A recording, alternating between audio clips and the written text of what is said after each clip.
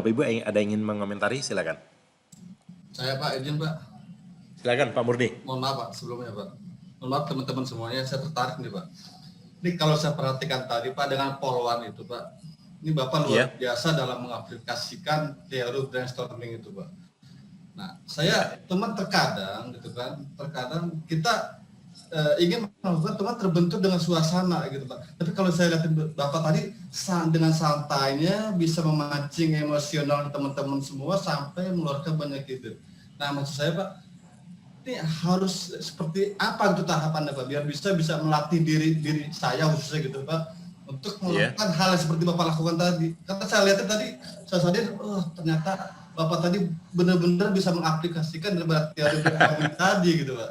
Dan saya pengen mencoba Pak suatu saat nanti tatkala saya di wilayah.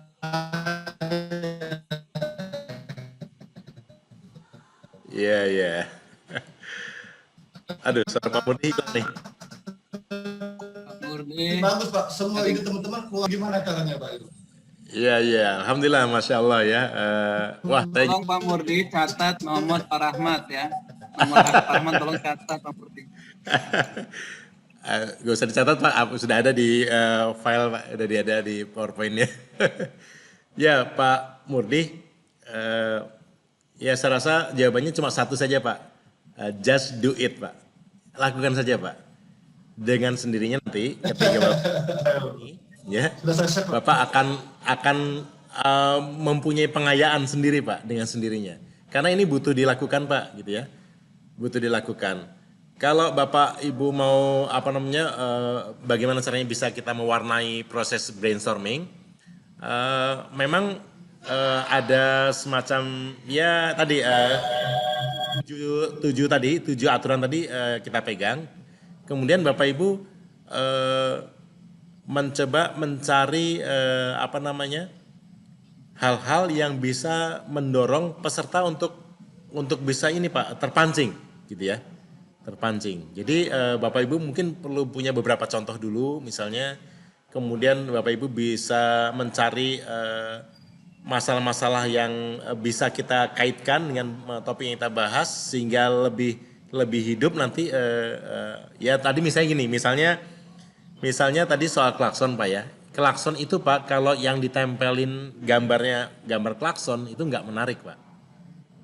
Nah, itu teknik yang bisa kita pakai gitu ya. Jadi Bapak Ibu juga nanti boleh lakukan hal yang sama di kantornya masing-masing. Gunakan ilustrasi visual yang memang itu memancing orang untuk lebih kreatif Pak, gitu ya. Bahkan Bapak Ibu kalau kita lihat mungkin pernah ikut pelatihan-pelatihan di pemerintahan yang dulu gitu Pak ya. Bapak Ibu akan melihat bahwa kualitas tayangannya PowerPoint-nya itu seolah-olah isi buku ditumpahin semua ke layar PowerPoint. Nggak menarik sama sekali untuk kita lihat, bahkan Bapak Ibu akan cenderung ngantuk dan akhirnya melupakan isi pelatihannya karena tidak menarik.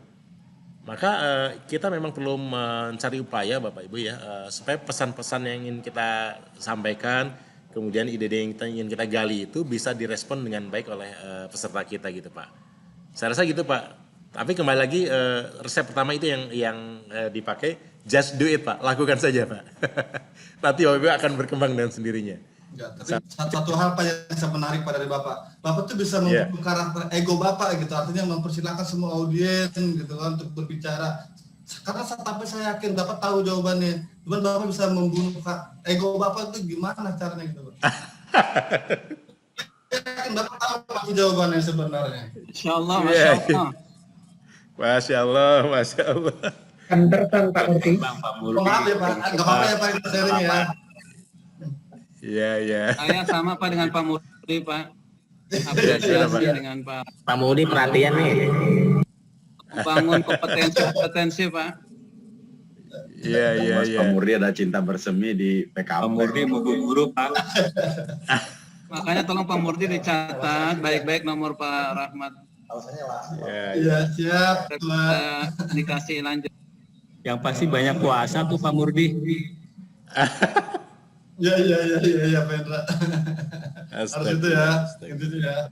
Iya. Terima kasih Pak Murni ya dan teman-teman semua yang lainnya. Saya rasa kita semua bisa Pak ke sana ya. Kita tinggal latihan aja terus Pak gitu ya. Karena memang ini butuh pembiasaan, butuh terus juga pengembangan. Nanti lama-lama kita menemukan Pak pola kita masing-masing gitu ya. Soal tadi Pak Murdi menanyakan saya menahan emosi ya untuk menunda jawaban kemudian memberikan kesempatan yang lain. Memang itu yang harus dimainkan Pak. Itu harus dimainkan gitu ya. Kalau kita kemudian ingin muncul sendiri dengan jawaban kita, maka akan mengurangi kesempatan kita untuk mendapatkan banyak masukan dari orang lain. Jadi saya rasa memang seperti itu Pak Murdi ya. Dan saya rasa latihan lah. Tadi yang saya bilang just do it Pak. Lakukan saja gitu Pak ya. Siap. Terima kasih Pak apresiasinya Terima kasih, Pak Murdi dan Pak. teman-teman yang lain ya. Oke, Pak. Oke, kita lanjut atau masih ada yang lain? Lanjut aja ya, lanjut. Nah, Bapak Ibu, ini ada teknik scamper. Ya, scamper ini pertama kali digagas oleh orang yang namanya Alex Osborne gitu ya, yang kemudian disusun ulang oleh Bob Eberly ya, di tahun 70-an. Ini berarti teknik yang lama sekali ya. Teknik yang lama, tapi kalau kita lihat sepertinya kita baru melihat ini ya. Karena memang itu tadi kita jarang sekali